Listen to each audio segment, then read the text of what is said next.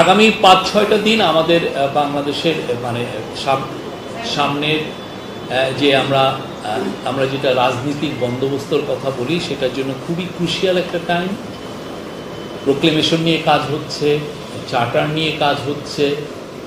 ৫ তারিখ আমাদের প্রথম বর্ষপূর্তি জুলাই গণ অভ্যুত্থানের।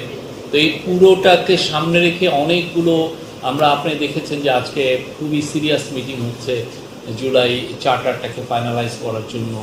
At the same time July প্রোক্লেমেশনের জন্য যারা স্টুডেন্টদের মধ্যে যারা রেভলিউশনারি ছিল তারা এটাকে প্রেশার দিচ্ছে, এটা নিয়েও এক ধরনের খুবই কাজ হচ্ছে।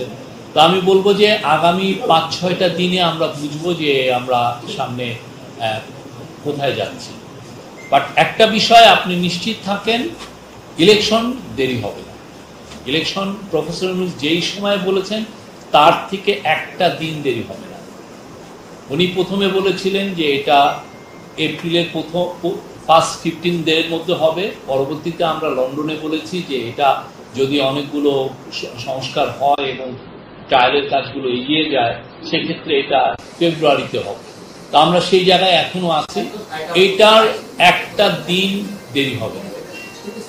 ইলেকশন কোনো নো ম্যাটার কি যাই হোক না কেন, চার্টার বা প্রোক্লেমেশন যাই হোক না কেন, যেটা যেভাবেই চার্টারটা অ্যাডপ্টেড হোক না কেন, এইটার ইম্প্যাক্টে যে ইলেকশন হবে, ইলেকশন তার মতো সময় মতো হয়ে যাবে, এটুকু আমরা বলতে পারি।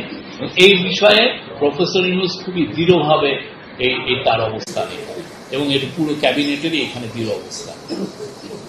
আমরা আমাদের ক্যাবিনেটে যারা আছেন তারা তো তাদের আগে অনেক কাজে তারা নিয়োজিত ছিলেন, তারা তাদের পুরনো কাজে ফিরে যেতে চাচ্ছেন।